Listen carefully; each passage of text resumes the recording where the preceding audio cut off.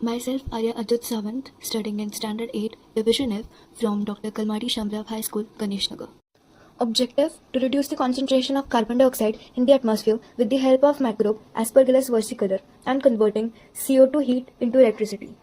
Microbe Aspergillus versicolor is classified as a fungi. It requires some conditions to grow, such as temperature 20 to 30 degrees Celsius, need humidity to grow above 70%, place to grow any organic substance, and poor air circulation.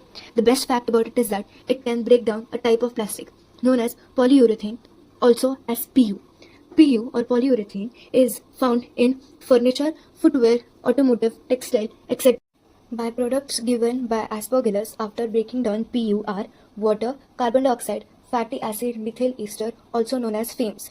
Okay, now we all know about global warming. It refers to the increased concentration of greenhouse gas like carbon dioxide. This traps heat inside it, due to which it rises the temperature of the Earth's surface, resulting in climate change, melting of ice, rising sea levels, etc. Here's what the solution is. Utilize Aspergillus to break down PU. Aspergillus can be grown in a temperature room, providing it the needed humidity and temperature with the help of heaters, coolers, ACs, etc. Aspergillus give out FAMES, as discussed, which is the primary constituents of biodiesel. But what are biodiesel? Biodiesel are fuels made from organic substances which produce very less amount of toxin and carbon dioxide after burning. See how useful all the byproducts are. But what about CO2? It instead increases the temperature of the Earth's surface. But wait, here's the solution.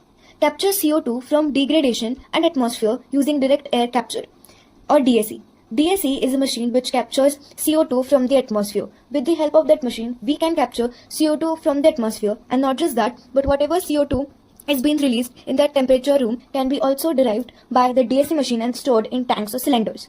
Now this CO2 will be having captured heat inside this. This heat can be transferred to a metal. For efficient heat transfer, we can use tungsten. It is a type of metal.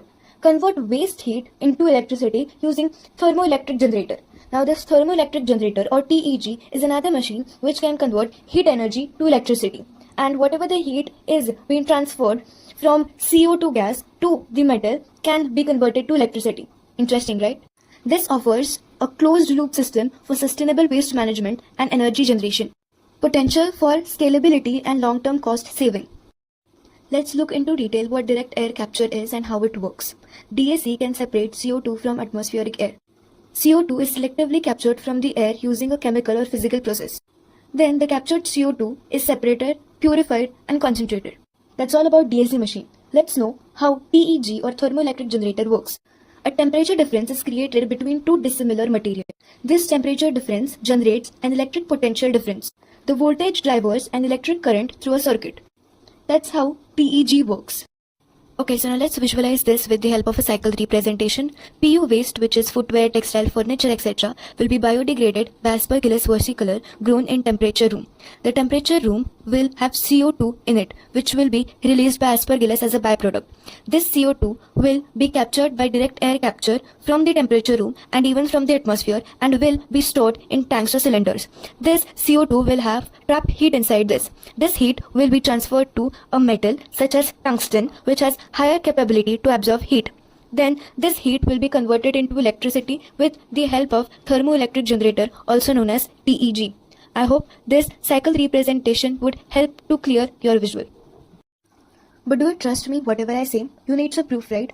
Aishwarya Rajan is the proof. She is a doctor of philosophy, research scholar at Vellore Institution of Technology University.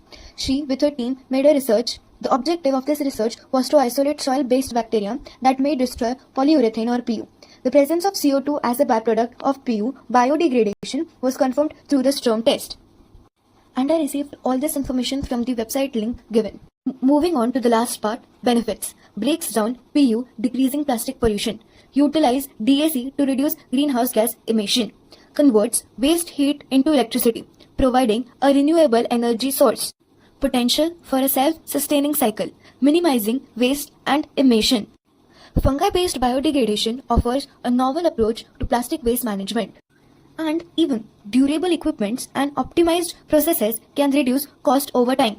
And even it can be scaled up for industrial or commercial applications, increasing impacts. And not just this, but there are many benefits. But I have tried to focus on some important ones which I have stuck to throughout this project. I hope you like my project, and I think if this cycle comes into life, this would have a great impact to reduce the increasing concentration of CO2, helping our Mother Earth. That's it. Thank you.